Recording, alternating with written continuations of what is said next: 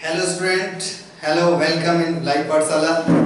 So today I am going to discuss about properties of metal and physical properties of metal.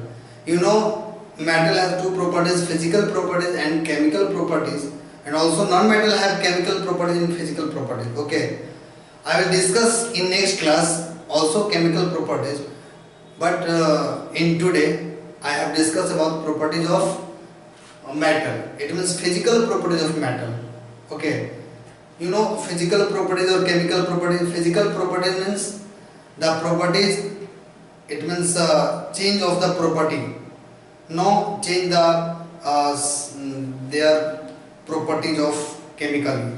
It means suppose that we have take a bottle of water and we put in the fridge, and after some time the water convert into solid state. You know, water convert into solid state. Suppose look here. Suppose that this is a water bottle.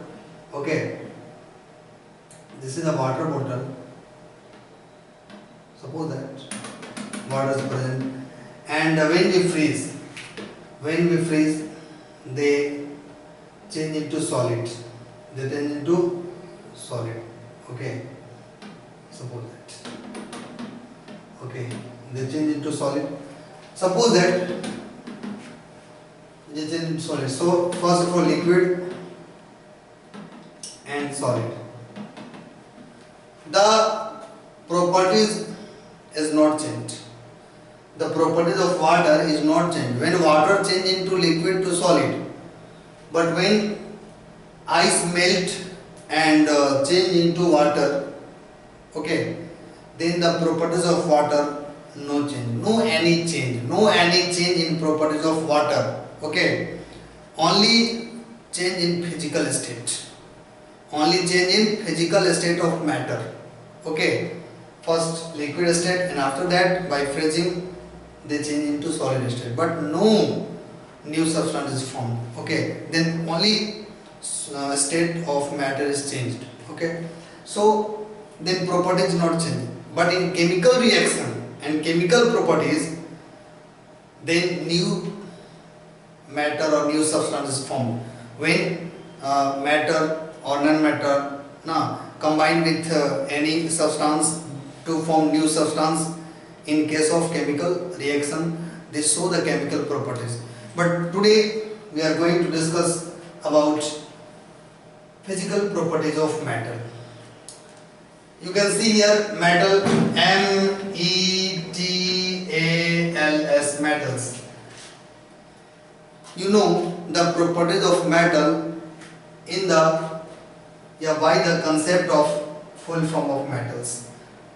So for you it is very easy to know. Okay, like this: M for malleability, E for elasticity, okay, T for tensile strength, A for alloy, and L for luster, and S for sonorous. First of all, you know malleability. You know malleability means the metal beaten and changed into thin sheet. When metal beaten and changed into thin sheet, okay, this property show the malleability. Okay, and electricity, you know that metal is good conductor of heat and electricity. Metal is good conductor of heat and electricity. But some non-metal is good conductor of electricity, like graphite, you know that. But today we have discussed about, we have to focus on the physical properties of metal, not non-metal. I will discuss again next in class. Okay. So E for electricity, it means good conductor of electricity, heat and electricity. Now third property is T, tensile strength. It means metal can drawn into thin, very thin wire. Metal drawn into very thin wire. Okay, so this property show the tensile strength. Okay, and alloy means when metal mix with non-metal to form new substance, and when metal combine with other metals to form new metal, new substance, this property show the alloy. And L for luster. metal have luster, it means they appearance shiny. Okay, shiny. Okay, it means we can say luster, and S for sonorous.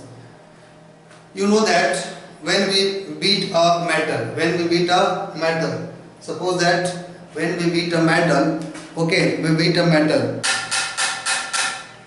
Okay, when we beat a, suppose that this is the stain and this is made by metal. Okay, so we beat the metal and metal. Okay, then a specific sound is produced. A specific sound is produced. You can see here. Okay, so S means sonorous, and sonorous means metal have a specific sound. When we beat metal, yeah, when metal is beaten, a specific sound is produced. Okay, now, and just opposite properties of non-metal. Same, when you have learned properties of physical properties of metal, no need to learn physical properties of non-metal, because just opposite. No malleability, but some exception. I know some exception, but general way. Malleability in case of non-metal, no malleability, no electricity, good conductor. Okay, no luster, no sonorous, no beaten by non-metal, no specific sound is produced. Some ductile, ductile. You know the word ductile. Also ductile means the metal drawn into thin wire. Okay, and this is known as properties ductility. Okay, sonorous. Okay. But some physical properties, suppose that high boiling point, okay, metal, different metal have different boiling point. Suppose that tungsten highest boiling point. Okay, tungsten, tungsten, the thin wire which is present in the bulb, they glow. When electricity enter into the thin wire, then wire glow and we can see bulb is glow. Okay, so tungsten. Okay, tungsten is a metal. Okay, so high melting point. Now high melting point and high boiling point. Okay, how boiling point and high melting point also. High melting point. All metal have a capacity or limitation of enter or allowed to heat. All things is limited. All things do work in limit way. Okay, when end of limit and cross the limit, they are dangerous. They are fuses. When high melting point, it means the metal which contain high voltage, okay, and high boiling point also. When high voltage enter into the bulb, that in case of enter the high melting point, okay, arises and bulb is fused. Tungsten is fused because the limit cross, the heat enter into the wire and wire become fused. Okay, so different metals contain high or high melting point or high boiling point, we can say that, and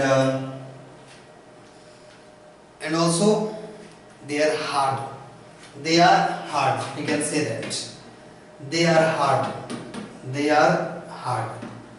Metal are hard, but you know that no lack of exception in metal and metal. No lack of exception. Okay, because sodium and potassium. Sodium and potassium can cut with a knife easily because they are soft. They are non-metal, but they are soft. So these are the exceptions of the metal. Okay. So metal are hard. Generally metal are hard. Generally they are hard, but in exceptional case some metal like I know sodium and potassium can cut with a knife, so they, because they are soft, they are exception. So this is the this is the physical properties of metal. And suppose that we have to, we want to write physical properties of non-metal. I can write just opposite of metal. No need to learn, no need to remember in different way metal, the physical properties of metal and non-metal. When we have to learn physical properties of metal, then also we have understood the physical properties of non-metal. Okay, any problem? So now in next class I have discussed about chemical properties of metal and non-metal. So okay, thank you.